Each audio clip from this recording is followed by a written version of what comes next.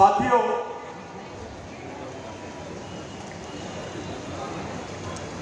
उन्नीस से लेकर 1993 तक भारत में बेकसूर मरने वाले आदिवासियों की जो संख्या थी वो 60,240 थी। लेकिन 1993 से लेकर 2022 तक जो बेकसूर आदिवासियों की मरने की संख्या थी वो 2 लाख है। ऐसी क्या बात है कि 1957 से लेकर 93 तक के मरने वालों की संख्या कम और 93 के बाद में बेकसूर मरने वालों की संख्या 2 लाख।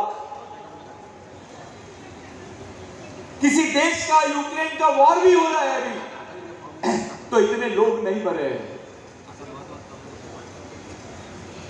इतने लोग नहीं मरे जितने आदिवासियों के लोग मरे हैं।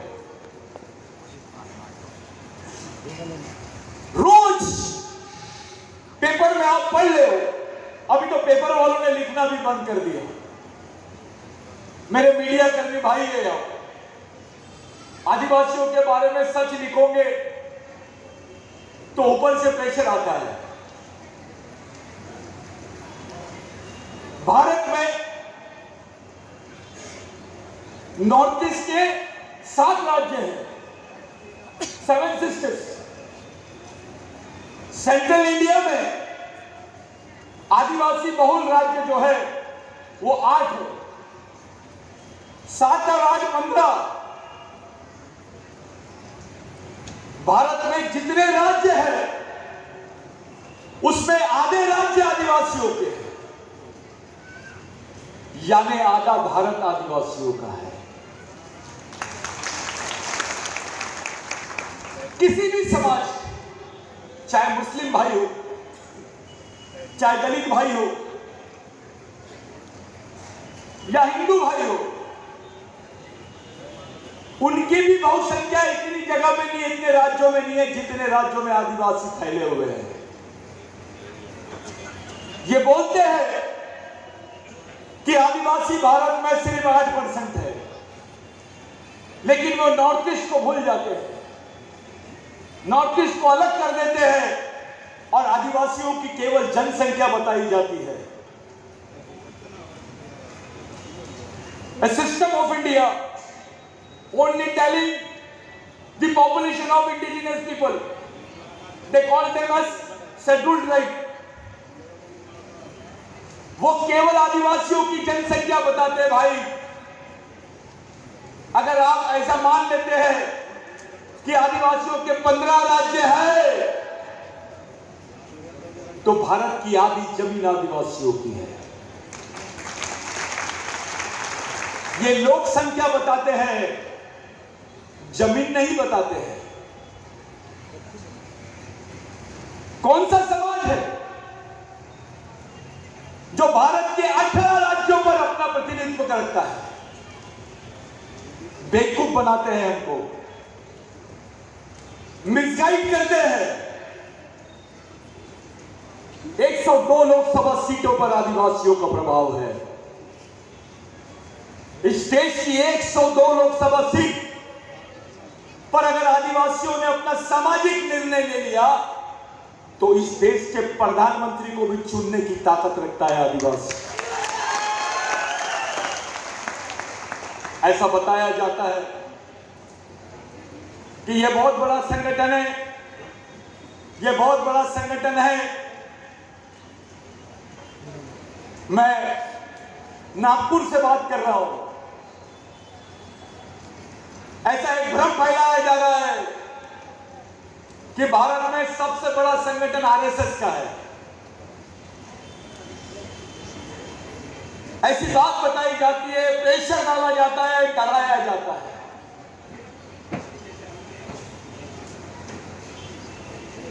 बार बार आदिवासियों को वनवासी बोल के पुकारा जा रहा है। इनके मन में क्या चल रहा है? साथियों, विश्व के 70% देशों में आदिवासी रहते हैं। अगर 70% देशों में आदिवासियों का नेटवर्क बन जाएगा तो विश्व का कोई भी संगठन आदिवासियों से बड़ा हो नहीं सकता।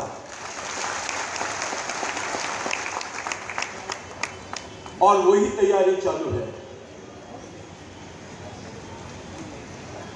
कोई क्रिश्चियन बन गया है, कोई मुस्लिम धर्म ले लिया है, कोई बौद्ध धर्म ले लिया आदिवासी, लेकिन धर्म लेने से आदिवासियों की संस्कृति नहीं बदलती। If you take any religion, you cannot change your genes, you cannot change your blood. There is a chances of you can take it, you can choose the religion which you want, but you cannot change your blood, you cannot change your culture. पूरे विश्व में 40% ऐसे लोग हैं जो सिर्फ संस्कृति को मानते हैं, और वो केवल आदिवासी हैं। एक षड्यंत्र चालू हुआ सरकार की तरफ से, आदिवासियों को शादी का पैसा देने का, उनकी शादी कराने का। शादी आदिवासी की होती है, शादी आदिवासी पद्धति से होती है, और उसको हिंदू मैरिज एक्ट का सर्टिफिकेट देते हैं। उसके बच्चे का रजिस्ट्रेशन हिंदू मैरिज एक्ट में कर देते हैं। यह धर्म परिवर्तन है। यह बात कोई नहीं बोलता। और उसके आंकड़े मध्य प्रदेश से संयुक्त राष्ट्र संघ में दिए गए। मध्य प्रदेश में यह योजना चलाई गई कि हम आदिवासियों की शादी करेंगे, बहनों की शादी करेंगे। अबे शादी आदिवासी और सर्टिफिकेट हिंदू मैरिज एक्ट का।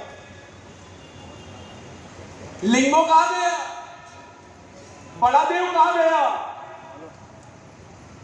बिरसा मुंडा कहां गया?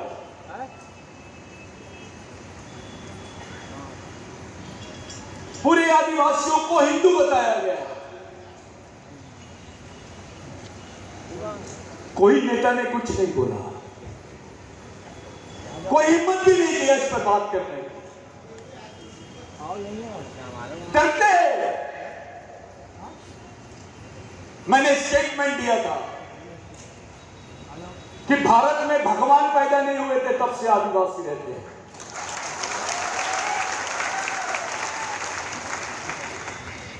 Before the born of God, we people are living here. Indigenous people are more senior than God. जो भारत में आदिवासियों को बोला जा रहा है कि भारत में आदिवासी नहीं है। अगर इस देश के किसी भी सत्ता में इतना दम है तो खुलेआम बोलिए, क्या टंट्या भील आदिवासी नहीं है?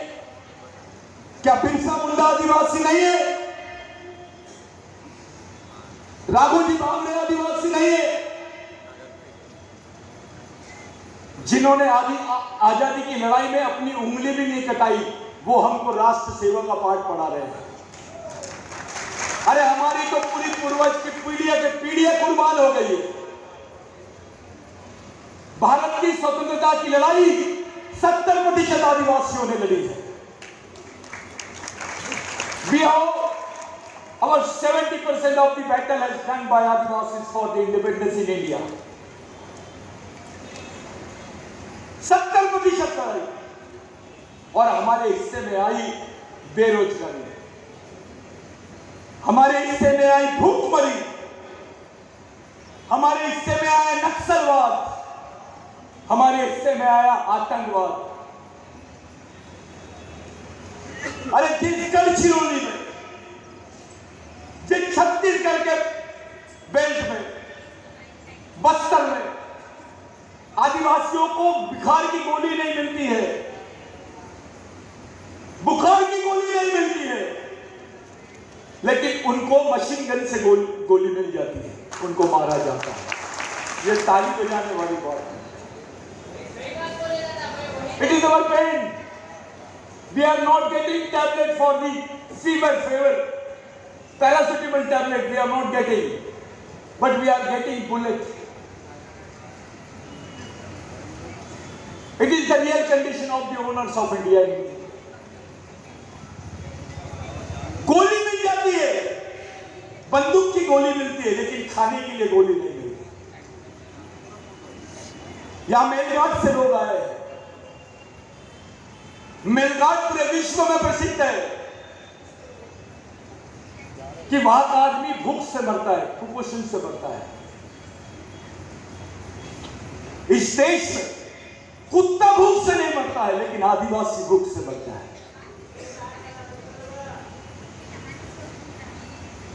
अरे भूख से मौत हो सकती है क्या? लेकिन आदिवासियों की मौत हो रही है।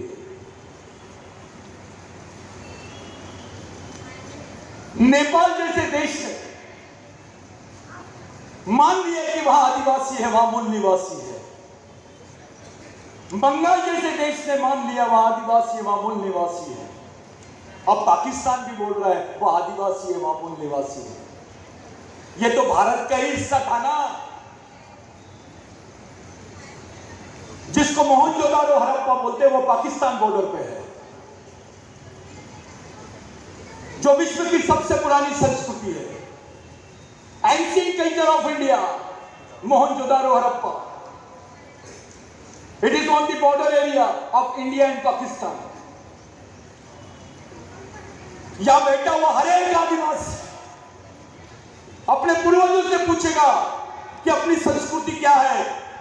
अगर उसके सामने मोहनजोदारो हड़प्पा के जो स्क्रिप्ट लगे हैं वो दिख जाएंगे, वो देखिए, तो वो समझ जाएगा अपने पूर्वज क्या पूछते थे, किसको पूछते थे। पाकिस्तान बोलता है कि इस देश में आदिवासी है, नेपाल बोलता है इस देश में आदिवासी है, भारत क्यों नहीं बोलता इस देश में आदिवासी है? ये क्यों हो रहा है? ये इसलिए हो रहा है कि भारत के पास अभी कोई जमीन नहीं बची है।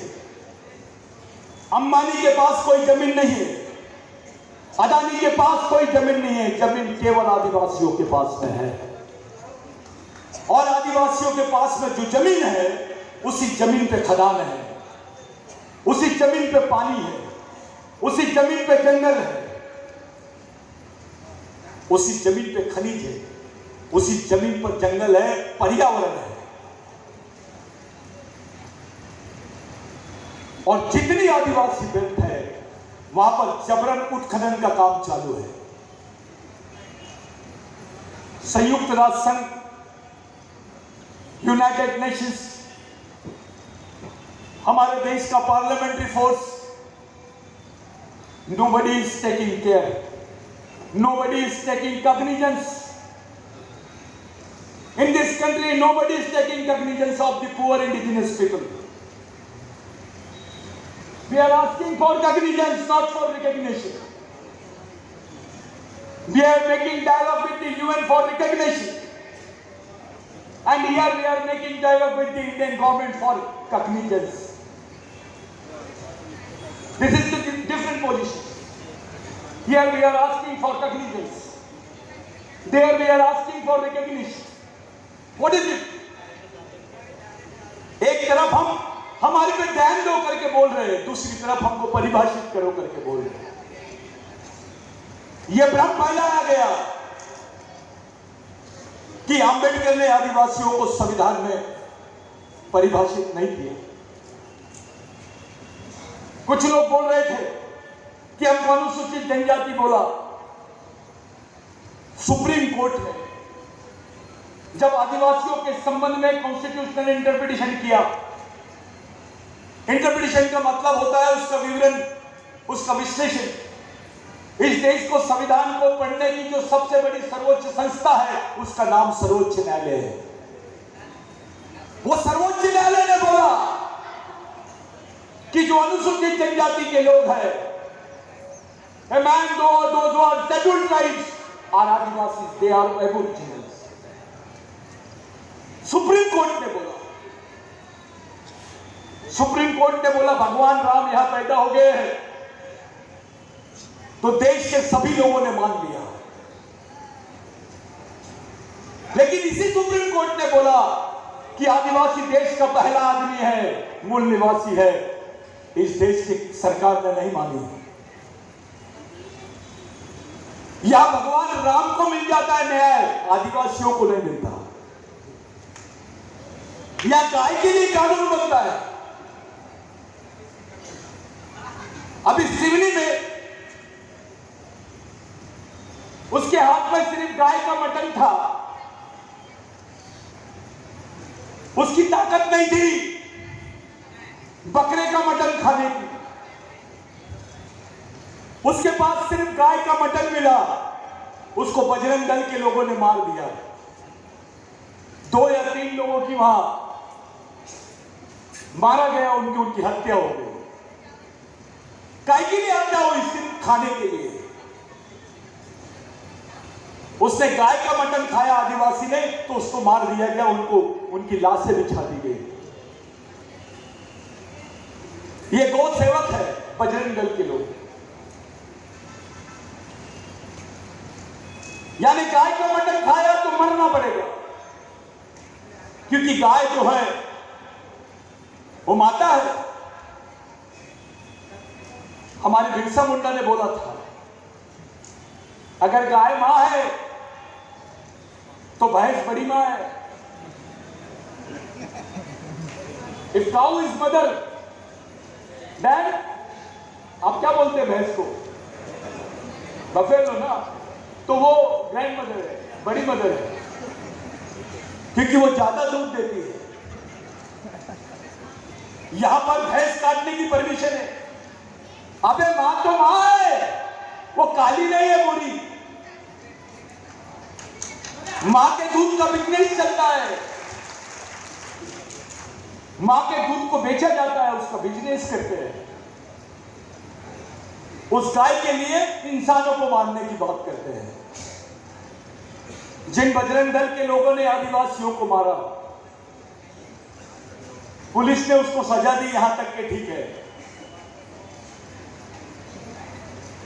लेकिन किसी दिन आदिवासी का दिमाग खराब हो गया तो इतने कमजोर आदिवासी नहीं है। एक डर निर्माण करने की कोशिश की जा रही है आदिवासियों के दिमाग में। गढ़चिरौली का बच्चा अपना नाम नहीं बताता है खुल के, बस्तर का बच्चा अपना नाम नहीं बताता है, मेलघाट का बच्चा अपना नाम नहीं बताता है, क्योंकि लोग जब बताता है मैं आदिवासी हूं तो उनकी सोच बदल जाती है। कुछ लोगों ने बोला कि ये आदिवासी परिषद इंटरनेशनल कॉन्फ्रेंस सतीश संग्राम क्या बोल रहा है, किसमें दम है कार्रवाई करो। हमने किया।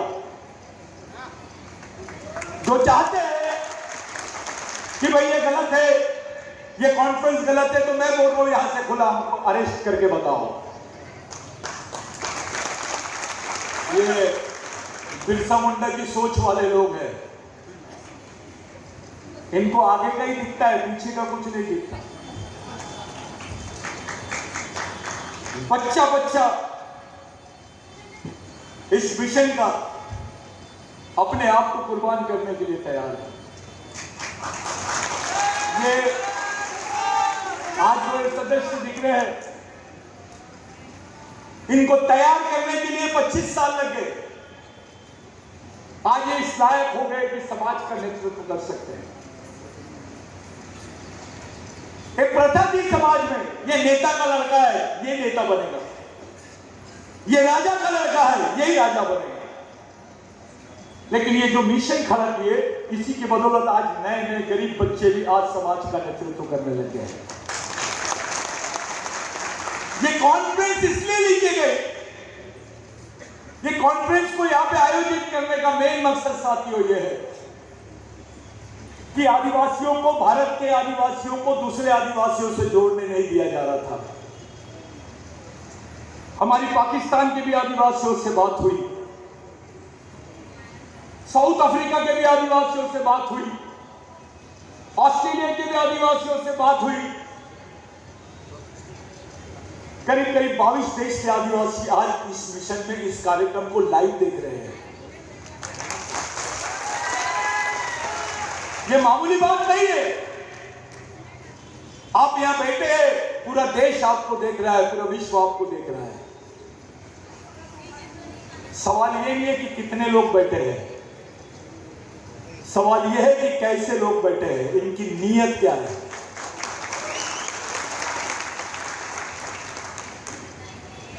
ये कैसे हो सकता है कि 1957 में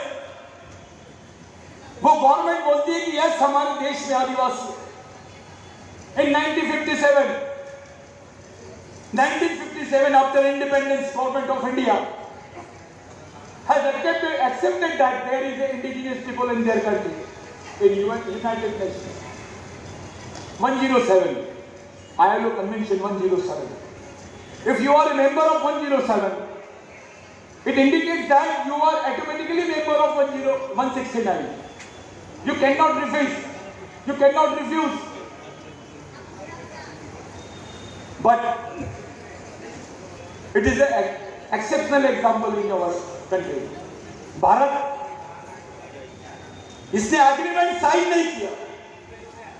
1997 के बाद में बांध आदिवासियों की जमीनों पर बनाए गए। इनके बड़े बड़े खदान आदिवासियों की जमीनों पर बनाए गए। बड़े बड़े पावर स्टेशन आदिवासियों की जमीनों पर बनाए गए और आदिवासी वहां से विस्थापित हो गए। उनको 10 लाख रुपए देते हैं, 10 एकड़ जमीन छीन लेते हैं और 10 लाख रुपए देते हैं। अरे भाई 10 लाख में तो प्लॉट भी नहीं आता है, ये तो जमीन उससे पुरखों की है।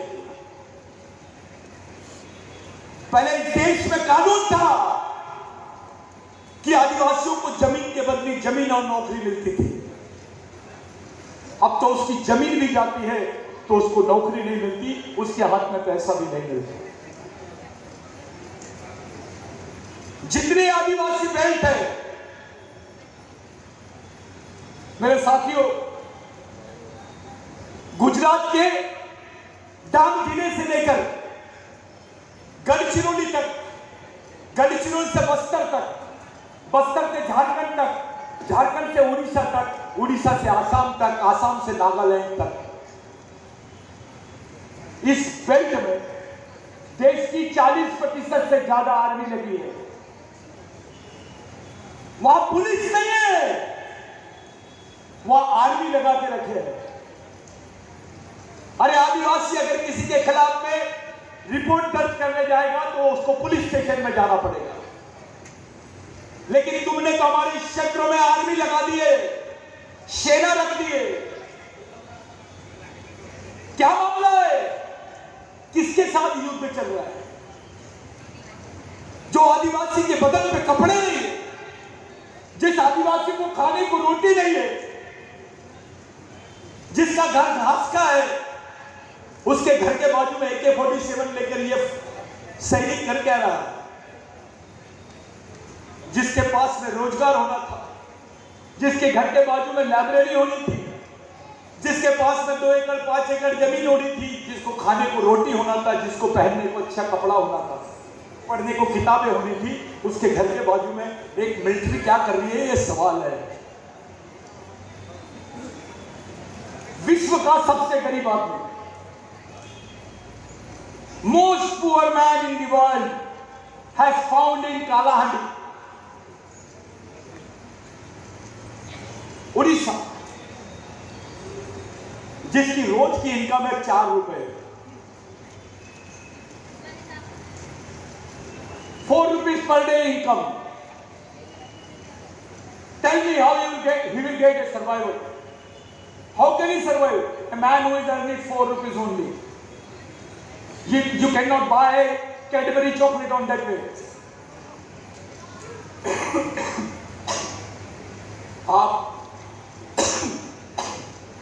आप लोग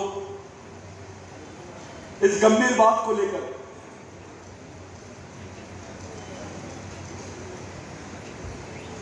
इस परिस्थिति को लेकर हम किसके सामने रो रहे, किसके सामने जाए?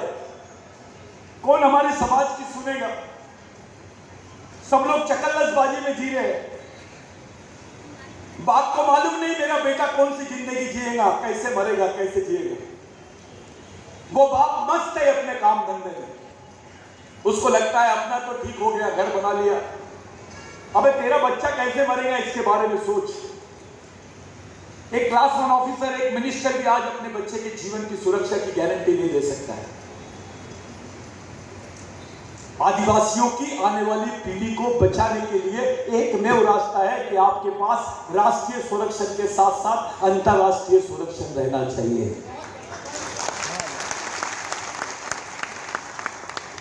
जब कोई आदमी लंगड़ा हो जाता है तो उसको बैसाखी की जरूरत पड़ती है। ये आदिवासी समाज के दोनों हाथ कट गए हैं, दोनों पैर कट गए हैं। इसको बैसाखी के साथ साथ एक ईमानदार आदमी की भी जरूरत है, जो उसकी सोच नियत में रहे कि वो जिंदा रहे। इसलिए भारत के लोगों से मदद मांगते मांगते थक गए, अब विदेश के आदिवासियों से मदद मांग रहे हैं। We are asking you people for us help. We are asking for help. We became tired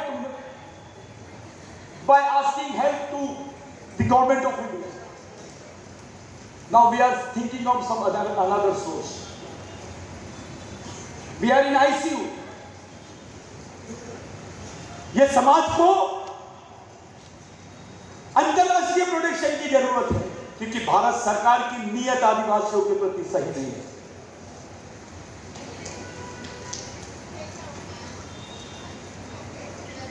yes, इन्होंने बोला कि हम आपके साथ में हैं, आपकी लड़ाई के साथ हैं,